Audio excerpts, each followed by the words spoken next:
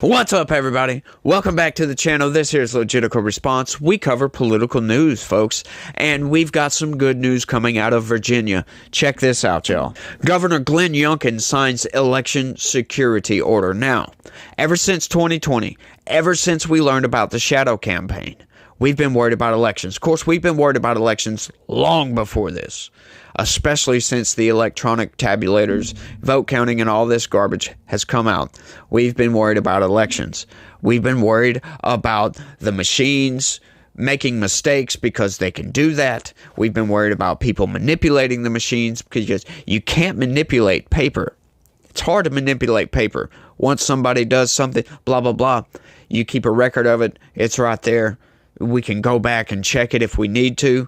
Machines can be manipulated. A piece of paper with ink on it, it's really hard to manipulate that. Of course, you could just destroy it and get rid of it, sure. But when you have bipartisan election officials, chains of custody, and all this garbage, when both sides are there to make sure everything has the integrity that it needs, right, you have security. You have faith in the elections. When you have things like the shadow campaign, that destroys our faith in the elections.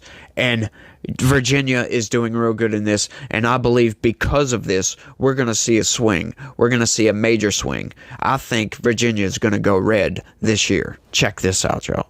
Notably, under Executive Order 35, Youngkin directs state election officials to ensure that only paper ballots are used in Virginia and are retained for 22 months after each election. Additionally, the Commissioner of the Department of Elections is required to ensure that there is documented chain of custody for paper ballots with a daily reconciliation process during early voting. During the early voting period and on Election Day, ballots must be reconciled against the number of voters checked into the polling locations and against the number of ballots that were mailed to voters. Now, this came up. This was an issue. This is very, very good, right? Some of this stuff was already on the books. But in Pennsylvania in 2020, we had more voters vote in Pennsylvania than people registered to vote. Right now, you could account this to, oh, maybe it's military, maybe it's this, maybe it's that. But the fact is, that's alarming if you ask me. Sure, you can go ahead and count this, but where was the check? Where was the audit to make sure that was the case? To make sure that, hey, look, maybe it was military filling out absentee ballots, blah, blah, blah, blah, blah. Where was the audit? No. Donald Trump brought that to court. And guess what? He was turned down on standing. Why? I want to know why they turned a lot of this election fraud stuff down upon standing. Didn't look at the evidence. Didn't go through all the evidence outright. They just looked at the case and said, no, we're not touching this. You don't have any standing to bring this case. When it involves election, it involves the course of our nation. Yeah, I think we need some more integrity in this. We need to look into this a lot further. But let's keep going. The state is also prohibited from sending out an absentee ballot unless it has been requested by a registered voter before being mailed. Completed absentee ballots may not be counted until the last 4 digits of the voter's social security number and year of birth on the envelope are matched to the voter's record on file. Youngkin's order ensures that all ballot tabulator machines are certified to the state and federal standards, that every piece of equipment used in the voting process is tested before use, and that no ballot counting machines are connected to the internet. This is good. Now, what this sounds like to me, they're not going all out paper ballots, but like this is just common sense. Right? He's enshrining it into the law. Of course, this was already the rules that they play by. But he's enshrining it into the law to be able to go after people for accountability in case they try to manipulate the machines or do any kind of funny business. You know, any impropriety going on can be gone after through criminal processes. This is just great. And once again, like I said, I think we're going to see a red wave there in Virginia. Of course, the polling, yeah, it's looking like Virginia might just do that. The executive order also underscores that election officials are required to refer non-citizens who have illegally registered to vote to the state attorney for investigation and potential prosecution. This is, once again, this is very good. We need to seek this out. There is a big fear, especially with the HVAA, the Help America Vote verification, with millions of people getting registered to vote with no matching social security number because the HAVV, I'm sorry, I keep messing that up. It's meant to cross-reference citizenship with the Social Security Administration when somebody registers to vote and doesn't have an ID. That's what that's meant for. So you've got millions of people registering to vote without IDs. Now, we know a lot of criminal aliens aren't going to have IDs. This is why it's a concern. And no state attorney general has looked into this. It's crazy that no state attorney general has looked into this. I'm trying to figure out why. The Virginia model for election security works. This isn't a Democrat or Republican issue. It's an American and Virginian issue, Youngkin said in a statement about the executive order. Every legal vote deserves to be counted without being watered down by illegal votes or inaccurate machines, he continued. In Virginia, we don't play games, and our model for election security is working.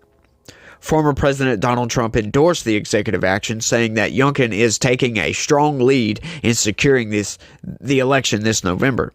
Virginia Democrats are viewing the governor's directive as a political move. Substantively, he's just enforcing laws that already exist, State Senator Schuyler Van Valkenburg wrote on X.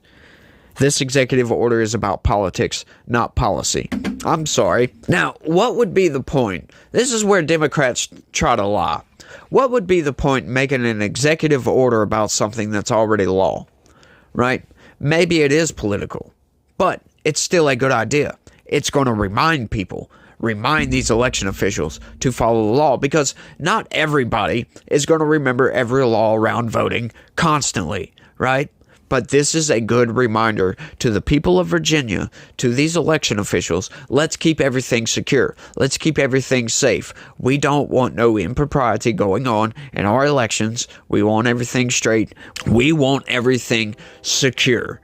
And this is great. There's nothing wrong with this. Putting out, even if it is just a political statement, which it's not, obviously, it's an executive order from the governor of Virginia. I think we should all move to paper ballots, right? It doesn't sound like that's exactly what they're doing, because they're still talking about machines. But, you know, if we move to paper ballots, Florida has a really good system.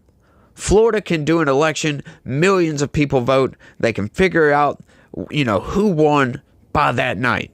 They have enough people to work the machines to count the ballots and blah, blah, blah, all that garb. They do a really good job. Why not take that model and make it nationwide? Of course, now you're getting into, you know, federal stuff there. But I think the states should pick this up. I think every state should pick this up, but they don't want that, right? We saw with the shadow campaign, these Democrat activists going around lobbying state legislatures to change laws, change the rules around voting to give Democrats a leg up. That's all that was. And that is wrong to me. If you can't win the argument, then you're going to lose the election. Just make better arguments, Democrats. That's all you got to do.